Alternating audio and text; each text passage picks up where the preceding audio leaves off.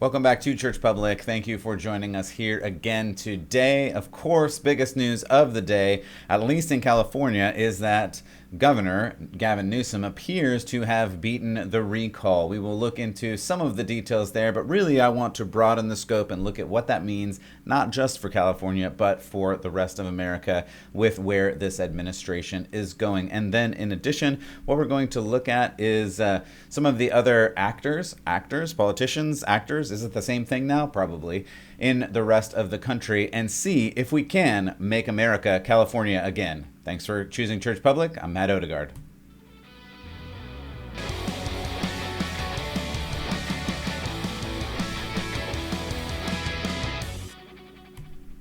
Well, again, welcome back to Church Public. I'm Matt Odegaard, your host, and I really appreciate you coming by today. We are looking at news, some events. We're going to look at them from a biblical worldview, and we're going to look at them from a Christian perspective of what does that mean for America, and what does that mean for us as we're trying to sift through this, as we're trying to live our everyday lives for the kingdom, not this kingdom that we live in, America, but rather for the kingdom of God. And that is really the important thing. How are we living in our lives to live out the ideals that Jesus gives us? That is my bottom line. That is the foundation of all that I think about, talk about, and want to really live out in my life. And as you follow along, I hope that you do the same. You don't even have to take anything I say for granted. You can look it up for yourself in your own Bible, the scriptures, the holy word of God to you, to us believers as we follow after God. So that's what we're looking at today. And if you missed any of the previous episodes, you can go back and check them out at churchpublic.com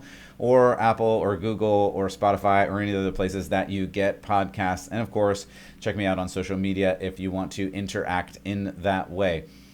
So we are turning first to what is ostensibly a large story in especially California, but really bigger in America. I think it is, and we're going to look at a couple of reasons why. So Governor Gavin Newsom has apparently beaten the recall in California. ABC News says he will not be removed in the California recall election. And then what is this one? LA Times says he soundly defeats the California recall election. At any rate, there were a bunch of, I didn't grab them all because it doesn't matter. You all already know if you're in California or if you're paying attention to countrywide politics, you already know that ostensibly, again, Newsom has beaten this recall election. Now, it stands to be said that not all of the votes have been counted. It stands to be said that many of the votes that were counted when stories like this started popping up a mere minutes after the election ended, or the recall ended yesterday, that he had already won, and they hadn't all been counted. So there will be questions, but many of the mainline news organizations and even a lot of conservative news organizations have called this for him. We'll check back on this as we have more. At this moment, we don't have more. And that's all I'm really going to say. All I'm really going to say about that particular fact is I do think it is interesting. A couple of news outlets reported that this was a free and fair election and that there was zero voter fraud involved in the election. And I just think that's amazing at the speed in which they performed their intense investigation. Took mere minutes after the election itself was ended to pronounce to the world that this was the most honest election in the history of elections. So I just think that's amazing. I congratulate them for their studious work in spending minutes to really investigate all of the things. The fact checkers were really on it. They really investigated all of the things that needed to be investigated, showing for 100% certainty that this was the best election that has ever been held. So again, congratulations to them in that. We may check back on that later to see if that continues. But at any rate, we're going to continue on because here's what I want to do is expand this. While, as some of you know, I did spend the majority of my life in California, I am currently not in California, and unfortunately, for some, thankful for that. I'm thankful to not be in this place anymore because there are just strange things happening there, as we see in this particular election or recall effort and many other things that we'll talk about in just a moment. But the reality is this, not the recall election, but this state is being held as the model for America. So that's what I want us not to miss here.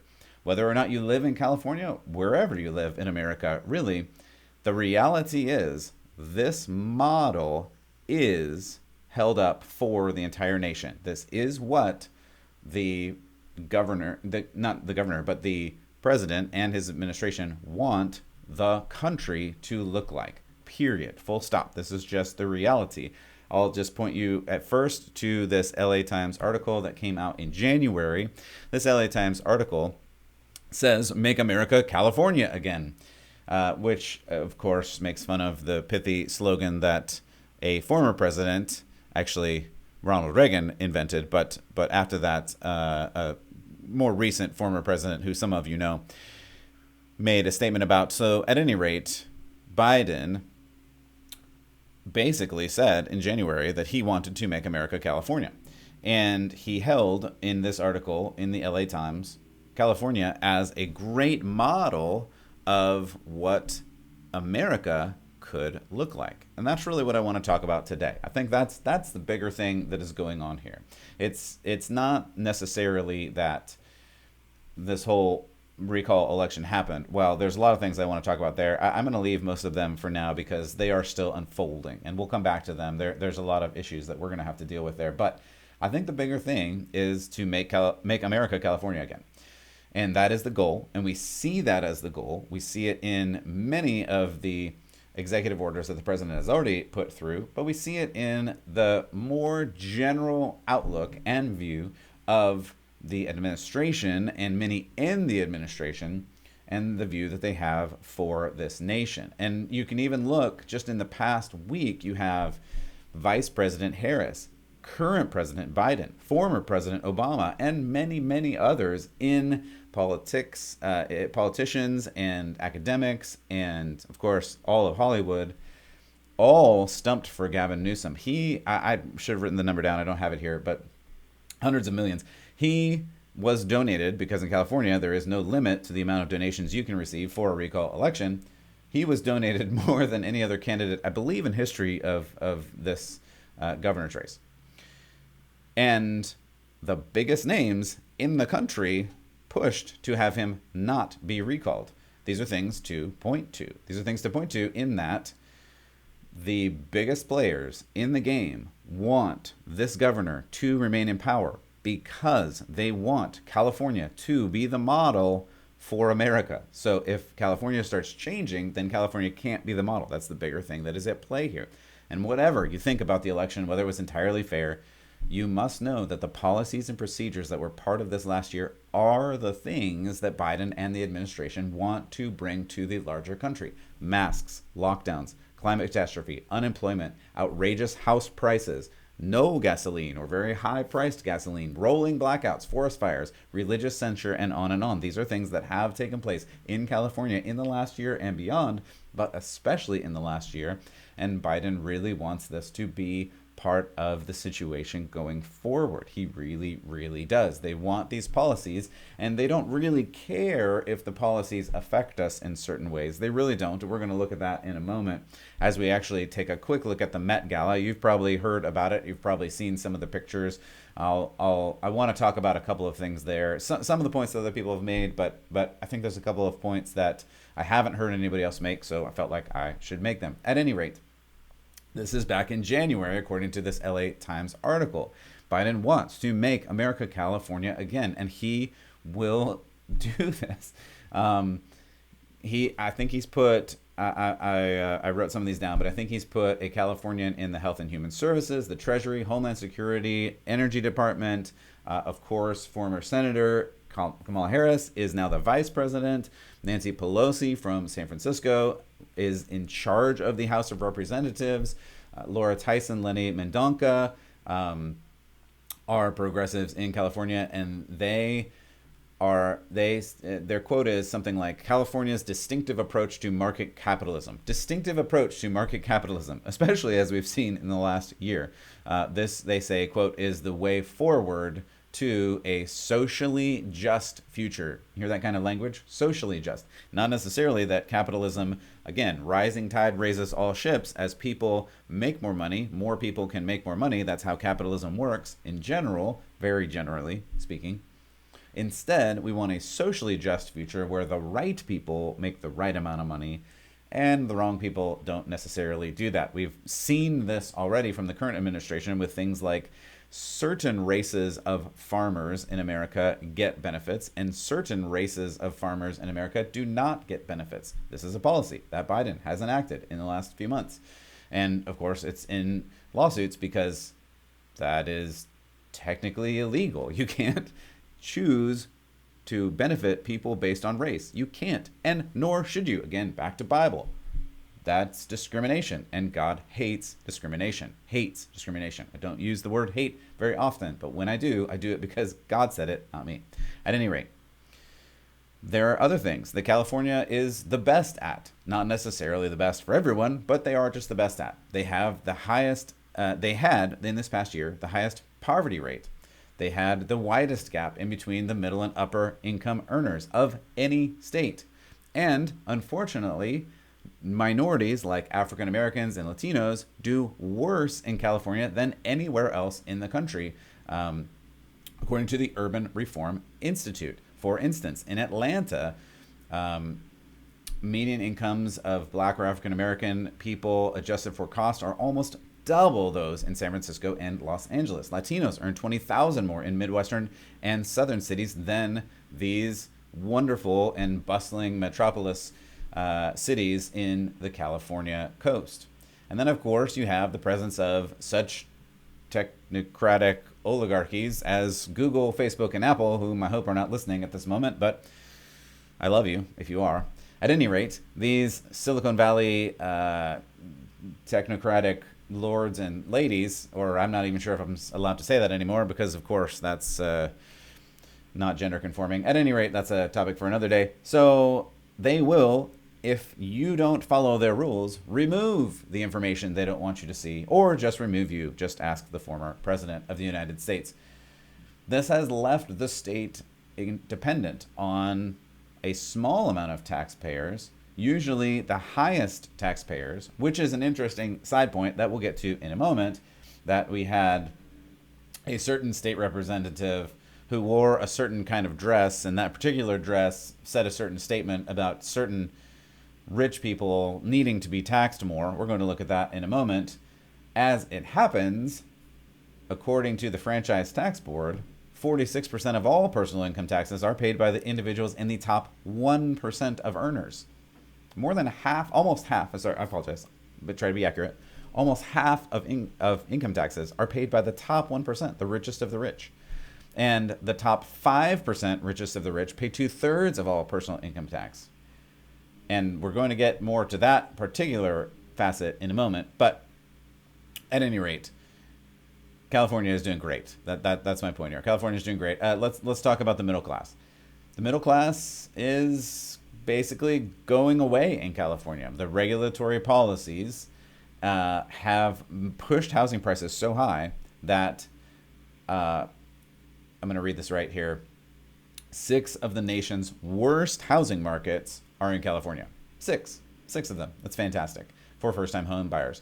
And 4 of the nation's 6 largest metros have the lowest homeownership rates in the country, according to economist John Husing. Many people in California cannot afford a house. Construction workers on their general salary, in the union even, whatever you think of unions, in their union, they can't afford a house that they build. And then we get to homelessness. It is a crisis on steroids, or maybe something stronger. If you have not been to the major cities in California, you may not have seen the tent cities there, but they are there. I have seen them in many of the cities there. And in many of the cities in California, it's now not a crime to camp out on someone's sidewalk or front area, or not a crime to poop on the sidewalk or do other things on the sidewalk. So forget calling somebody to remove the people from out in front of your house or your business, because it's okay if they live there in front of your house in some of these cities. This has led to, for the first time in history, California losing more people than it gained. The first time in history that this has ever happened. Around 70,000 people net loss in this last year. And of course, many of you know that a lot of big companies have relocated out of California. According to the California Policy Center, there have been at least 50 large corporations that left California since 2014, and most of them occurred in the last year, or at least a large percentage of them. So this is not necessarily, again, the utopia that it is made out to be. And unfortunately, I can also speak anecdotally from personal experience, having lived there for a long, long time. This is what the administration, in their own words, wants to make America look like. And this is the bigger problem at hand. Is this the kind of place that you want America to look like writ large? I would say not necessarily. And that honestly pains me to say from a personal note.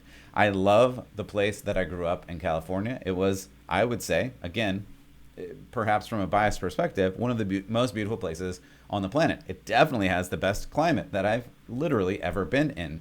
And yet, policies like this have functionally ruined it. And it makes me really sad. It really does make me sad. But what does this look like in real life? And for that, we do have to turn to the Met Gala. I mentioned this earlier, and I mentioned that we have to talk about this. And I don't really even want to talk about this, but we have to talk about this. We have to talk about this because it is both a commentary on what we've been talking about in California and larger America. It is also a commentary on how out of touch some people are and how they believe they are better than you. So we turn, of course, to Alexandria Ocasio-Cortez, AOC, who wore this dress. If you can't see, and if you haven't seen the pictures, they're all over the interwebs, but on the back of her dress, on the back of her white dress, I'll describe it for you. The back of her white dress has the red letters, tax the rich, tax the rich. So that's the statement that she made at this Met Gala. I'm just going to give you some information on the Met Gala if you haven't heard this already. I think it is just important to note and important to understand the fullness of what we're talking about here. So I can understand, hear me correctly, that if you really don't like the way the rich are living, if you really think that some people are better off than you, and you feel like there should be some equalization between these things, I can understand that. I can understand you showing up on the sidewalk of this event and holding up a sign that says this words, tax the rich, because the rich people there are obviously living a different life than you or I are living, for sure. However, this particular person went to this event that cost, on average, per ticket, $30,000 per ticket. And apparently, she also brought a boyfriend, which would have also been another $30,000 ticket. Now, we are told that they were gifted these tickets. Okay, fine. That means either the charity event didn't get the money for these tickets, so that's kind of sad, or they were given these tickets in kind, and as a politician, that's a rather generous donation to this particular politician that probably should be reported somewhere. I don't know. I'm not a politician, but check into that. At any rate, that's a lot of money. Then there are more things, like people have pointed out the beautiful the beautiful earrings that were worn were around $450. The shoes were around $600, and on and on. We could go on. I don't really care. The point here is that this particular individual went to this super expensive party wearing a super expensive outfit, saying rich people are bad. Do you see a little irony there? I mean, I see a little irony there. And that's the issue. It's that some people believe they are better than you, and they're going to act like it. And that's what we see in California. That's what we see famously when the governor, when he personally issued the closure orders for restaurants, for bars. Again, you couldn't go to bars because at a bar you couldn't eat food, and at the limited amount of restaurants you could go to, you had to have certain foods, but you could wear your mask when you're walking in, but you could take it off when you eat, but then you had to put it on in between bites. That was an issue at one point. It was an edict that came down. If you're eating or drinking, you have to, in between bites, do it. But they said don't touch your mask because that's dirty, but also take your mask off in between bites. Anyway, great rules that all totally make sense. Appreciate that, Governor. And during the height of all of this, apparently went to this most amazing restaurant I've never been, probably won't ever go, called the French Laundry, and didn't follow any of the rules. Again, obviously he knows better. He is better than the rest of us. Great. Our glorious representative here obviously knows better and is better than the rest of us. Okay, great. But here is the deal. When they say they want to do these things and they want you to do these things, but they don't have to do these things, that's what we're looking at. And that's why I point out the point that they want to make California America again. This is why you need to pay attention to this, because they want to rule over you, and it's clear. You see that from these things. Tax the rich. As I mentioned before, according to the tax board itself, the rich are the ones who already pay the majority of taxes in America. That's just true. And yet we hear from this person that if we don't tax the rich, that we're doing a terrible job and the country is going to cease to exist. I don't know what's going to happen there. While at the same time, of course, the federal government is printing more money than has ever existed in the history of mankind. Side story that we'll get into in a later episode. But I do want to point out one more thing about this Met Gala, and this one I haven't seen as much, so I just want to point this out. This is soccer superstar Megan Rapinoe, I don't know how you pronounce it. And what I want to point to, again, if you're not watching, she's wearing a nice little outfit here with her trademark pink hair. In Gay We Trust is I think it's a purse. I don't really know. It's either a purse or a banner purse, whatever you want to call it. In Gay We Trust. So a couple of points, and then this is the one that I haven't heard much about, and we'll come back to the rich point and the Gala point in a second. This is obviously this person saying in Gay We Trust, playing off in God We Trust, which is a statement of America as an institution that from the founding, we really need to put our faith and our trust in God, because he is the only one that can produce any kind of prosperity. You read that through the founding documents, the Declaration and the Constitution. We've gone through those at length at other times. I'm not going to go through them again right now. But this is really the point, right? The point really is, in Gay We Trust, the point really is we need to change our entire mindset. And I talked about this the other day when we talked about the pride flag in opposition, literally in opposition to the American flag, the pride flag that has been flown at many embassies across the world and is flown all over the place. And the pride flag is an imperialist flag that says, in Gay We Trust. It says to its viewer that this is the way not only should people be in America, but people should be across the globe. And that is the goal that is going on here. So it stands in stark opposition to In God We Trust, because we do pledge our allegiance to America as a nation, to the flag of America, right? I pledge allegiance to the flag and to the nation of America, because we have given to America the right to govern us as people who can be self-governed.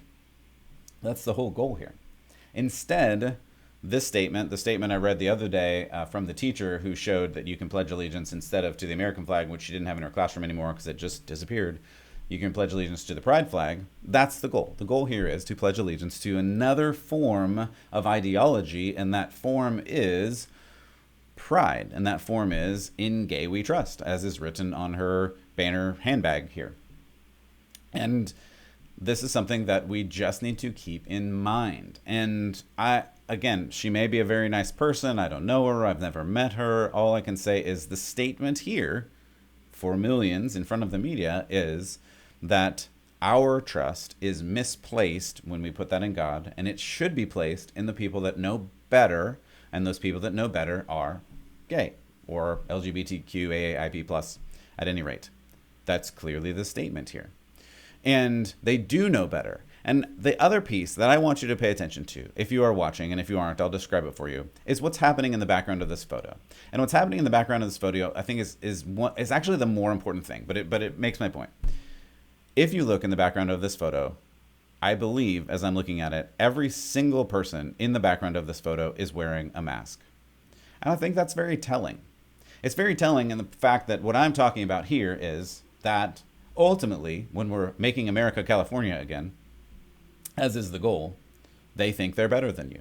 They think they're better than you when they get to go to a dining experience that you don't get to go to. They think they're better than you when they get to ride on private jets that you don't get to ride on. They think they're better than you when they get to attend these gala events that you will never be invited to. And they think they're better than you when they don't have to wear masks according to the edicts that they have set, but everyone else does.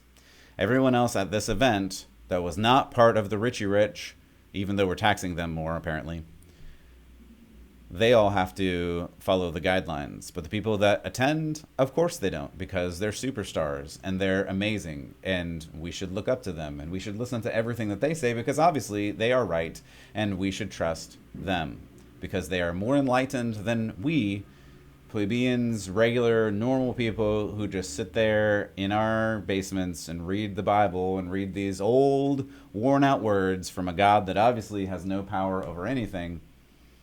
We clearly don't know what we're talking about.